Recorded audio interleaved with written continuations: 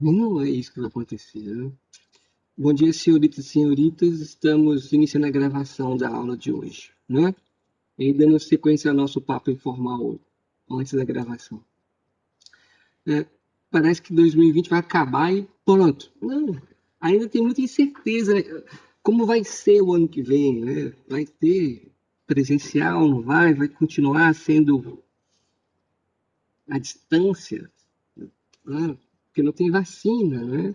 Eu acho que o colégio foi muito corajoso em segurar a aula à distância, acho mesmo, eu particularmente, aqui eu não estou puxando o saco do seu Getúlio ou de qualquer um que seja, eu acho que o colégio foi muito corajoso, né? É claro que isso foi conversado com os pais de vocês, eu acho que foi todo mundo muito corajoso e agiu certo em manter esse distanciamento, né? Manter as aulas online, porque é o que a gente pode fazer para garantir a segurança e a saúde da gente e dos mais próximos da gente, né? Se as pessoas, se tem gente desrespeitando o distanciamento e se colocando em risco, a gente só pode lamentar, né? Mas pelo menos a sensação de que a parte da gente está sendo feita, pelo menos isso a gente tem. Então, todo o meu respeito a vocês, aos familiares de vocês, ao colégio, que segurou essa onda. E agora é pensar o ano que vem, né? Como vai ser o ano que vem? Esse ano foi muito complicado porque ninguém estava preparado para isso. Então, essa onda da aula, preparar material, como fazer, como deixar de fazer, foi um ano de grande aprendizado e, assim, foi muito desgastante. Está sendo muito desgastante, né? Mas, assim, vamos tentar se adequar para o ano que vem. Se continuar nesse modelo, a gente possa sofrer menos, vamos dizer assim, né? Uma vez já mais adequado.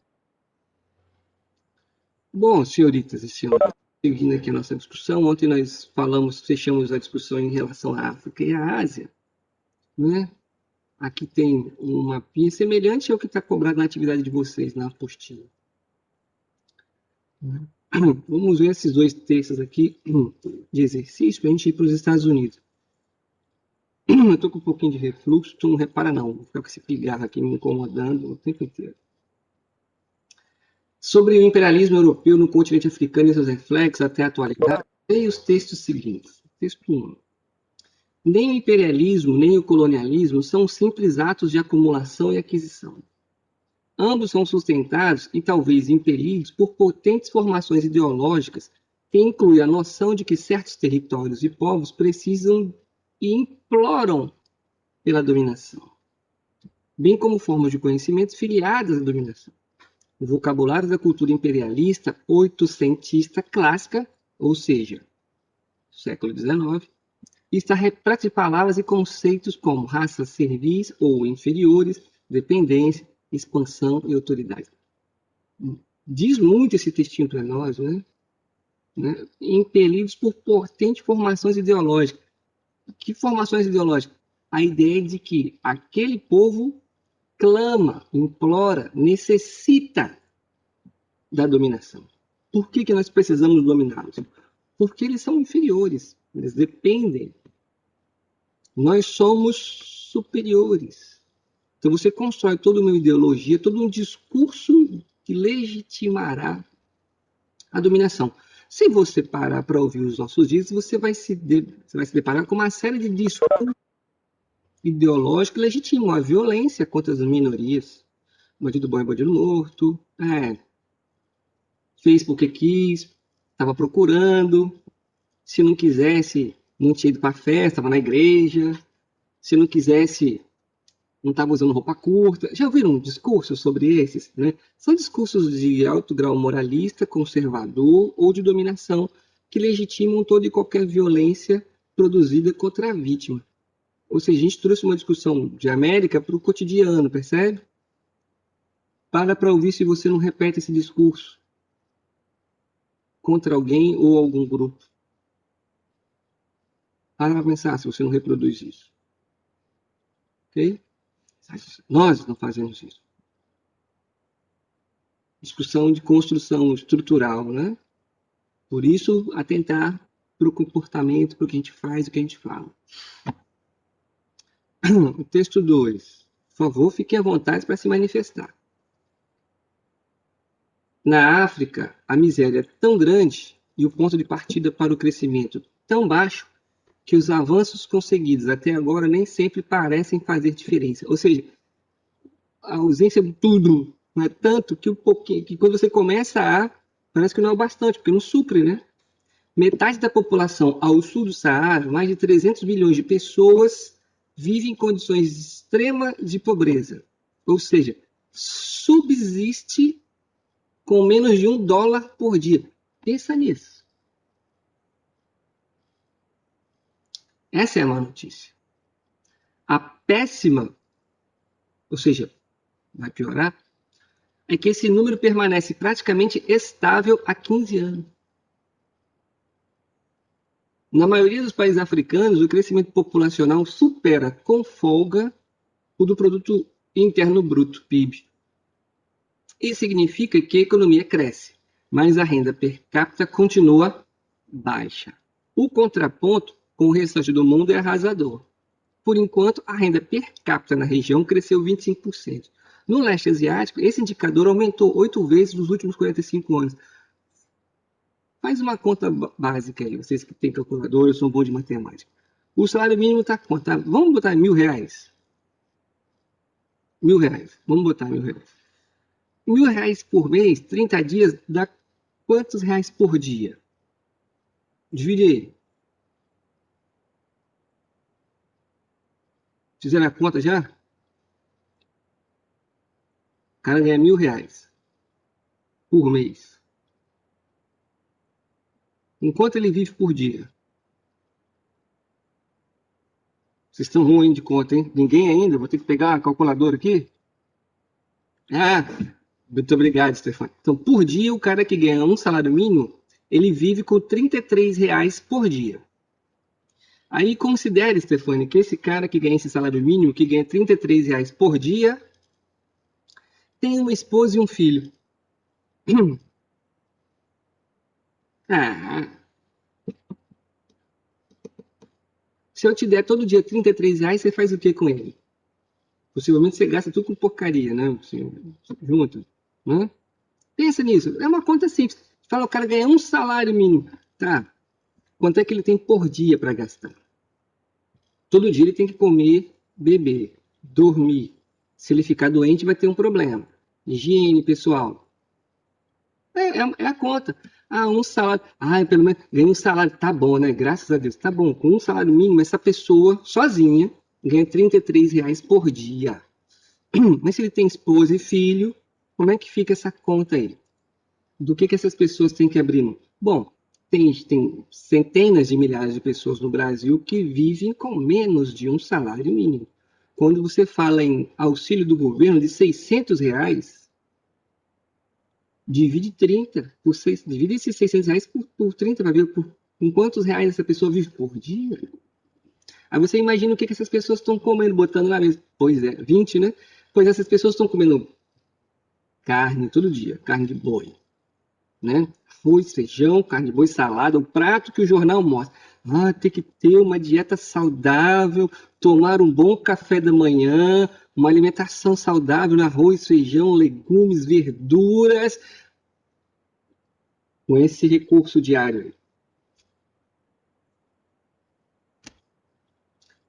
Comer é uma coisa, estar nutrido é outra, diferente, né? Você vai na casa das pessoas mais humildes, ela fala, graças a Deus na minha casa a gente não passa fome. Ela vai comer o quê? Um arroz, um feijão com farinha, um ovinho frito, graças a Deus é isso, matou a fome.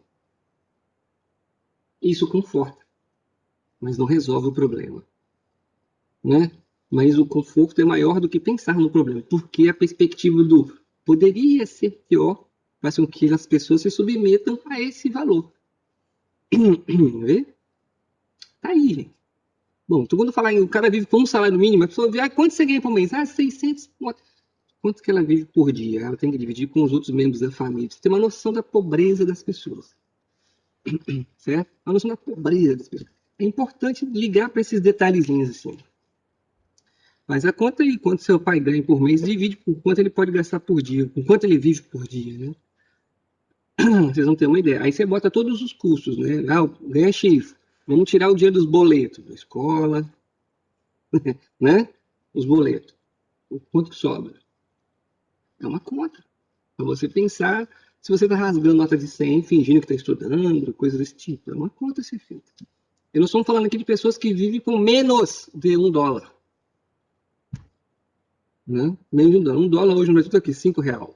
R$ 5. Né? 5 e tal, ok. Né? Menos.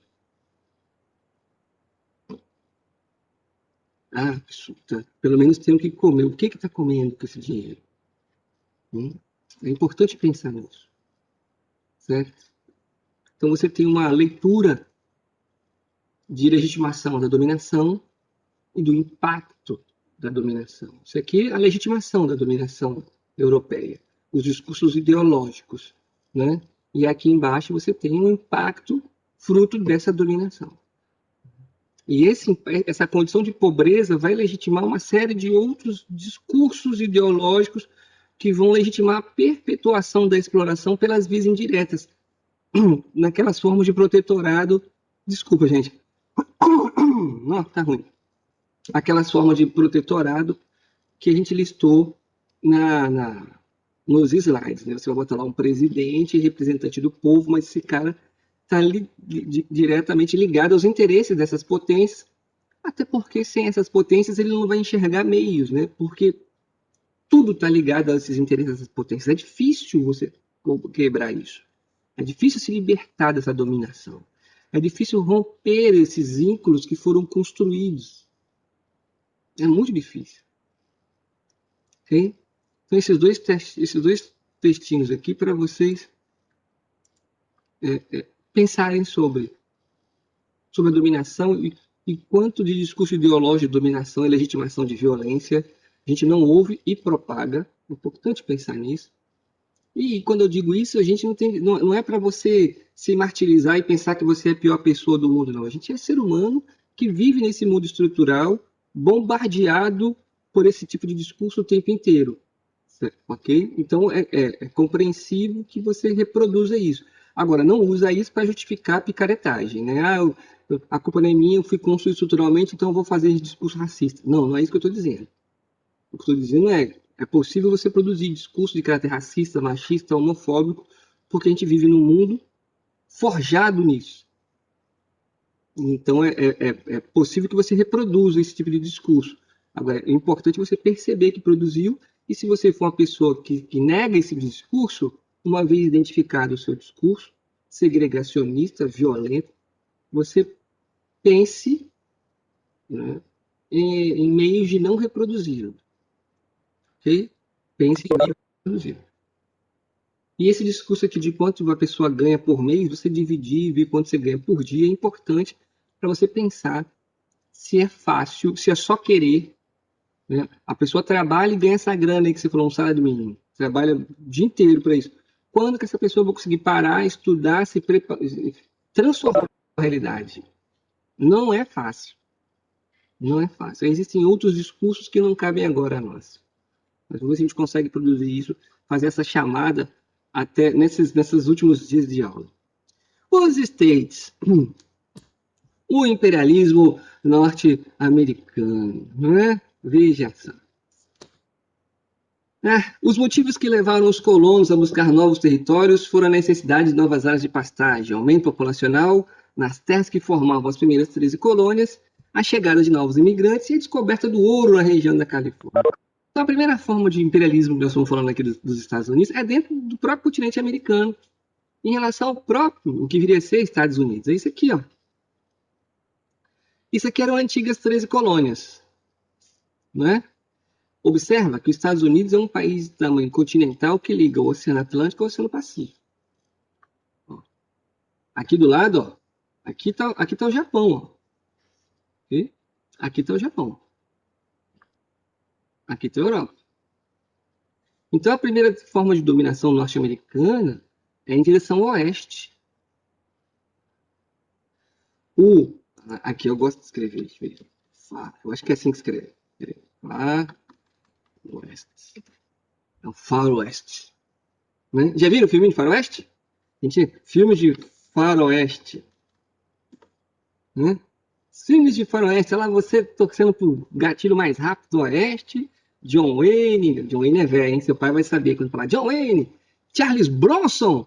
Fala para o pai, quem foi John Wayne e Charles Bronson? Busca nos filmes clássicos de Hollywood sobre faroeste, né? Quem era o gatilho lá? Clinton Eastwood. Acho que é isso mesmo, acho. Né? Outro Bambambam, clássicos do faroeste, existem outros, né? E todo mundo ficava torcendo. Eu lembro que a gente era criança, a gente ficava torcendo. Tinha séries todo sábado, né? Western, na Globo, né? Você ficava ali na frente da televisão para assistir os faroestes, né? Os mocinhos matando os índios, os pele vermelha, todos sentados em companhia. Até o dia que você pega um professor de história que fala: rapaz, você está torcendo para o lado errado. O invasor é o mocinho, o índio está defendendo o território dele. Aí você diz: macacos me mordam. What? Uma? É, ué. Né? Então aqui você tem N comunidades nativas, organizadas, vivendo o seu estilo de vida, e de repente chega o branco, cristão, que diz: isso aqui é meu. E o nativo vai resistir de acordo com a cultura dele, de acordo com o conceito de guerra dele. Né? E quando o nativo, né, atacava alguma instalação de colonos, né? Um grupo colono vinha aqui, por exemplo, e botava uma instalaçãozinha, botava aqui algumas famílias e começavam a produzir o seu estilo de vida. Bom, ele invadiu o território de alguma tribo, comunidade indígena. O que essa comunidade vai fazer? Vai atacar. E aí, quando ela atacava esse grupo de colonos, outros colonos se organizavam com apoio de forças armadas e iam travar guerras com essas comunidades nativas, matando os índios, né? E se estabelecendo via força. Então, essa é a conquista do Oeste, né? O objetivo é ligar e ampliar o máximo de territórios possível. Aqui você tem um histórico, uma legenda mostrando, né, como que esses territórios vão ser anexados, né? Adquiridos no Tratado de Versalhes em 1783. Ninguém perguntou para os nativos o que o nativo achava disso. Né? Ei, nativo, isso aqui agora não, ninguém perguntou. Né? Mas agora pertence a. Comprado da França, opa, isso aqui era francês, agora está ligado aos interesses norte-americanos. Comprado da Espanha,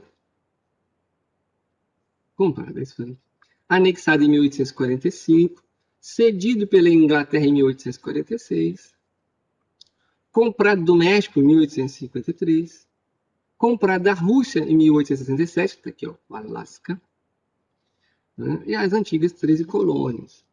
É importante perceber que esse território aqui ele era mexicano, tá? Ele era mexicano. Zorro, tá ligado no Zorro? Né? O Zorro é nesse contextão aqui, ó, de controle, de descoberta do ouro da Califórnia e disputa entre México e os norte-americanos pelo território. Vai haver uma guerra aqui entre eles, né? Onde os Estados Unidos anexam o território onde havia sido descoberto ouro. É importante observar que dependendo do filme de faroeste que você pegar para assistir, você vai ver a construção de estradas de ferro, na Idade do Progresso, a estrada de ferro passando, cortando o território, e ao longo das estradas de ferro, o surgimento das cidades, né? As cidades que iam sendo construídas ao longo da instalação das ferrovias nesse território norte-americano que está sendo construído e anexado. Né? É importante atentar para isso aqui. Ó. Nós vamos chamar de doutrina do destino manifesto. Doutrina do destino. O que vem a ser a doutrina do destino manifesto? Lembra aquela discussão que a gente teve na sala de aula, no começo, de como se deu a colonização das 13 colônias? Né? Quem veio para cá? Puritanos. Né? Ou seja, o puritanismo é ligado à vertente calvinista de predestinação. Nós fomos os escolhidos para. Então, a doutrina do destino manifesto está ligada a essa concepção de mundo dos colonos ingleses que vão dar origem aos Estados Unidos. Né? A doutrina do destino manifesto. É nosso destino conquistar. Isso está ligado à construção da alma do povo norte-americano. Está aqui, ó. A expansão territorial dos Estados Unidos foi baseada no destino manifesto, uma doutrina que afirmava ser o povo dos Estados Unidos escolhidos por Deus para dominar. Isso é predestinação, isso é calvinismo puro. Né? Tal missão justifica todos os massacres e extermínios. Nós estamos matando, nós estamos conquistando, porque nós somos escolhidos por Deus. Tudo está legitimado, porque eles são os escolhidos. Muito louco isso, né? Mas isso justifica e legitima. Ninguém, ou seja, a concepção moral do que é certo e errado está legitimado por algo maior, pela vontade de Deus. E as pessoas acreditam nisso. As pessoas acreditam em caneta ungida pelo pastor, não vão acreditar nisso? Sim ou não? Beleza?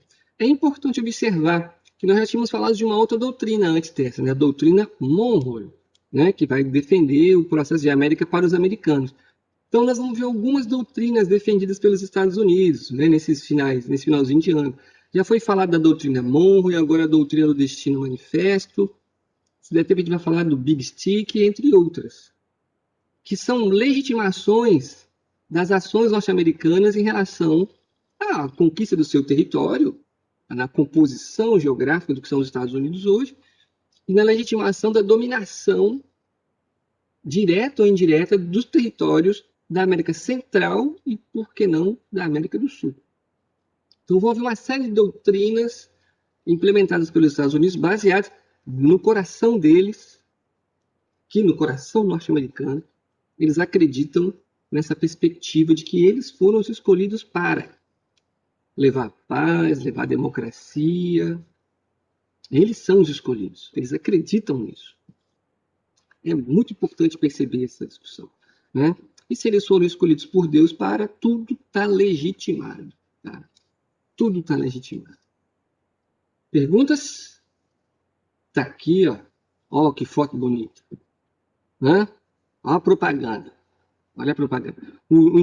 A gente tem sempre partir do princípio, gente, que as pessoas, o povo, a massa, seja ela do país que for, ela é simples, ela não tem. Por mais que você fale assim, a educação na França é melhor do que a educação brasileira.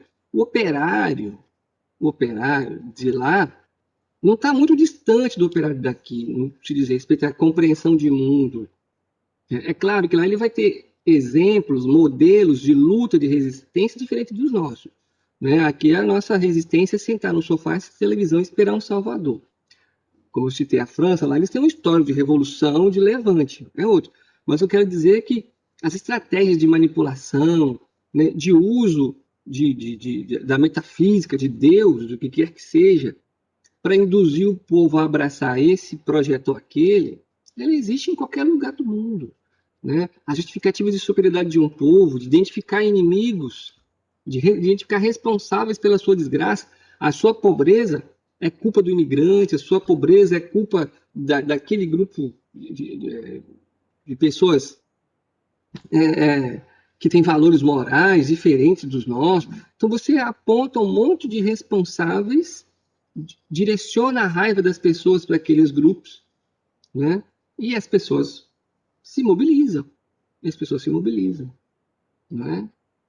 E seguem quem levanta essa bandeira. É importante ver. Né? Então você tem aqui, ó, a expansão, né? Você vê aqui alguns nativos saindo, arrastando os seus, e os brancos, né, expulsando. Você vê que é o avanço, né? As carroças, uma figura ligada ao divino, né? Figura feminina, né? A destino manifesto, expulsando os grupos nativos do seu território. Né? Então você recebe essa visão, essa mensagem importante, perceber como que as estratégias são utilizadas. Leia o fragmento da carta enviada pelo cacique Seattle, da tribo Dawmish, acho que é assim que fala, em resposta à proposta de compra da terra feita pelo presidente dos Estados Unidos, Franklin Pierce, em 1854. Vamos ver. Né? O grande chefe de Washington mandou dizer que deseja comprar a nossa terra. O grande chefe assegurou-nos também de sua amizade e benevolência. Isso é gentil de sua parte, pois sabemos que ele não precisa da nossa amizade. Vamos, porém, pensar em sua oferta, pois sabemos que, se não o fizermos, o homem branco virá com armas e tomará a nossa terra. O grande chefe de Washington pode confiar no que o chefe Seattle diz, com a mesma certeza com que nossos irmãos brancos podem confiar na alteração das estações do ano. Minha palavra é como as estrelas, elas nunca empalidecem. Como podes comprar ou vender o céu, o calor da terra? Tal ideia nos é estranha. Se não somos donos da pureza do ar ou do resplendor da água, como então podes comprá-los? Percebe o questionamento que é feito?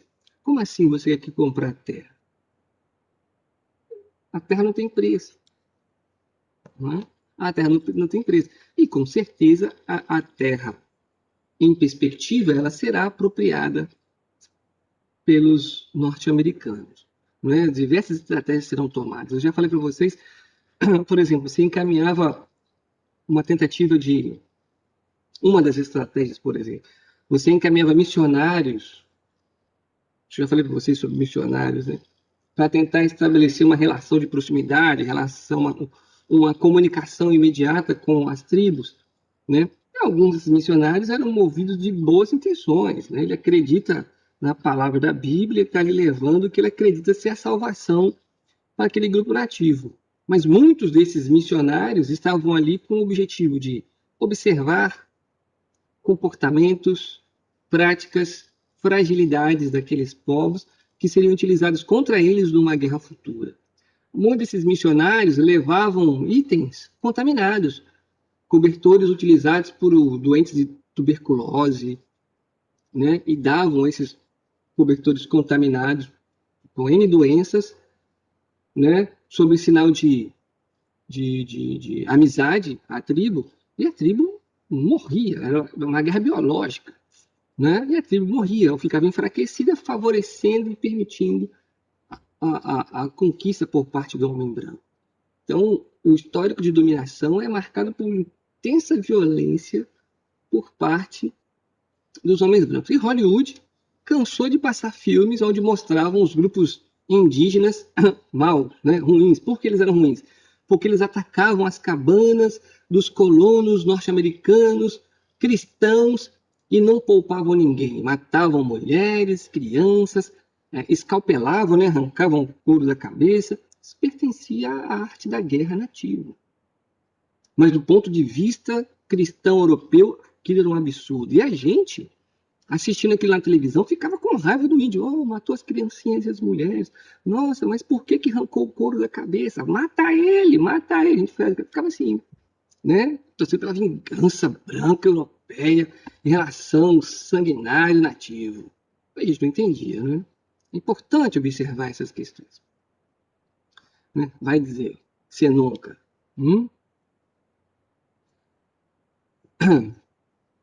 À medida que os Estados Unidos ampliavam suas fronteiras, também ampliavam suas pretensões de domínio político e econômico sobre a América Latina. Com o intuito, em 1823, o presidente James Monroe cria a doutrina Monroe, com o slogan América para os americanos. Na realidade, aí o que ele quer é diminuir a influência europeia, entenda-se Inglaterra, e ampliar a influência norte-americana. O que vai acontecer com o passar dos anos, certo? Beleza? Tá claro aí para vocês como que se deu a conquista do oeste norte-americano? Como que os Estados Unidos saíram daqui, da fronteira com o Atlântico e alcançaram o Pacífico? As estratégias utilizadas, aqui os acordos, e como se usou o discurso de selvageria nativa e legitimação cristã para a dominação dessas terras? Você nunca mais pode ver um faroeste da mesma forma. Tá claro? Por favor, se manifestem para eu ter certeza que eu não estou falando sozinho. A demora diz que eu estou falando sozinho. Estou o quê? Sozinho, Michel? Beleza? Então nunca mais veja um filme de faroeste. Você nunca mais vê um filme de faroeste da mesma forma. Você tem que sempre olhar da perspectiva de que o branco está invadindo, invasou é o colonizador. O índio está resistindo à dominação, porque a terra era dele. Ok? Bom, ainda no século, aqui, ó, nós estamos aqui no século XIX. Aqui, a colonização da África já teve início por parte das potências europeias. Nós estamos em um processo, nos preparando. Assim, o objetivo do filme é manipular. Por que, de uma forma geral, as pessoas com mais de 40 anos, né, têm construído na cabeça a ideia de que o comunismo é mau, de que o comunismo é ruim? Porque de 1947 a 1989, durante a Guerra Fria, o Brasil se alia aos Estados Unidos. Tudo, absolutamente tudo, vamos gerar, né? O cinema sempre identificava o norte-americano, né? O europeu capitalista, geralmente, na maioria das vezes era norte-americano, depois era o inglês, salvando o mundo do Império do Mal. Quem era o Império do Mal? Era o Bloco Socialista. Então, na cabeça das pessoas, o comunismo, o socialismo, era algo a ser vencido porque ele representava tudo de ruim que havia. Porque os filmes mostravam isso o tempo inteiro. Pega um filme policial, um filme de qualquer tipo, do década de 80, década de 70. James Bond, pega os filmes de 007. O inimigo do 007, na década de 70, década de 80, são os russos, são os comunistas. E isso entranha no corpo da gente, isso entranha na cabeça da gente. Hoje, os inimigos que vocês veem na televisão, quem são os inimigos que mostram na televisão? Quem que tem que ser vencido? É árabe, é asiático, chinês, que são os inimigos do capital. E aí você constrói estereótipos sobre esses povos, sem perceber. Porque você vê isso o tempo inteiro. Você vai ver um filme, é um árabe explodindo alguma coisa, é um árabe, é um muçulmano, né, oprimindo alguém. E é muito louco quando você pensa nisso. Assim, qual foi o único país a usar uma arma atômica, oficialmente, como a gente sabe? O único país que usou arma atômica contra outro povo foi os Estados Unidos, ninguém foi punido por isso. O país que usou arma química contra outro povo, e isso está oficializado, foi os Estados Unidos, usando bomba de napalm na Guerra do Vietnã, por exemplo. Né? A guerra contra o Iraque, né, lá no Iraque havia armas biológicas, não se achou nada de armas biológicas. Centenas de milhares de pessoas foram mortas pela violência norte-americana em nome de uma pretensa democracia, e não tem. Então, os Estados Unidos, por exemplo, já praticaram todas as formas de crime contra a humanidade e nada aconteceu.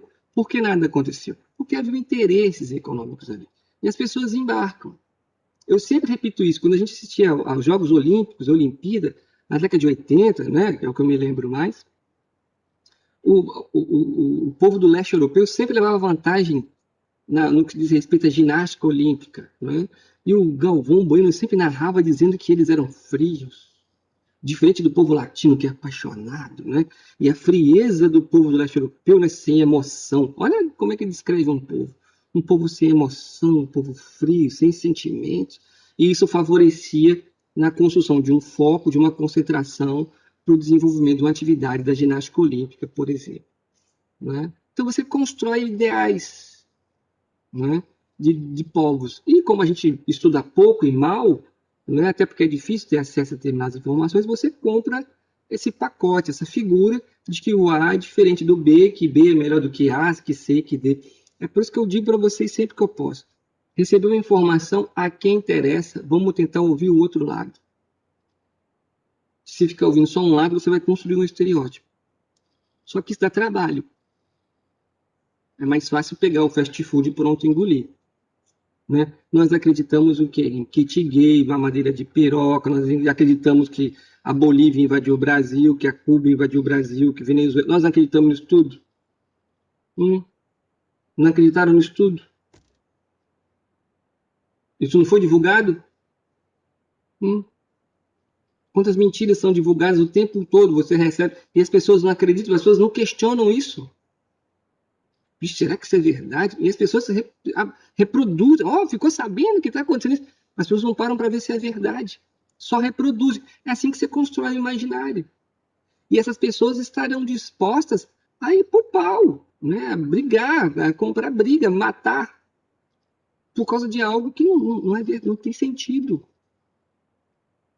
Não é assim que se constrói. Por isso que a importância de estudar, de pensar da reflexão é essa. Cara, deixa eu ver essa informação que está chegando aqui, deixa eu ver se isso tem sentido. Deixa eu ver, deixa eu pesquisar. É isso que nós temos que fazer. Nós precisamos fazer isso. Independente de vertente política. Né? No leste europeu se criava o inimigo era o mundo capitalista. Muitas dessas fantasias foram vendidas lá também em relação ao mundo ocidental. É importante a gente pensar nisso, nessa construção de um inimigo. Como se constrói o inimigo. Vê? É muito importante pensar isso. Não perde isso que eu estou falando aqui. Né? Como que a gente é induzido a. Não perde isso. Isso é muito importante. Né? Na construção de inimigos. Você vai ter, na década de 60, está aqui, de 1861 a 65, 4 anos que nós vamos ter uma guerra civil norte-americana, a chamada Guerra de Secessão. Você vai ter a guerra entre o norte dos Estados Unidos e o sul dos Estados Unidos. Um embate entre o norte, defensor do industrialismo, do comércio, da liberdade, do abolicionismo, contra um sul agrário, latifundiário, escravocrata. Né? Então você vai ter um conflito entre essas duas perspectivas de mundo. Uma guerra extremamente violenta. Tem um filmezinho, quem tiver disposição, é um romance que se passa nesse contexto. Né? E o Vento Levou. É um clássico de Nova York. Esse filme aí tem no YouTube. É um filme grande, é um romance, mas se passa dentro da guerra, vai mostrar o que era os Estados Unidos, como ficou os Estados Unidos durante a guerra, a fome, a pobreza, as pessoas perderam tudo, a relação de escravo com o senhor de escravo. Eu acho um filme bem legal para você assistir. Não tenho o que fazer, vou tentar achar, assim, quero dormir e estou sem sono. Assiste O Vento Levou. Entendeu?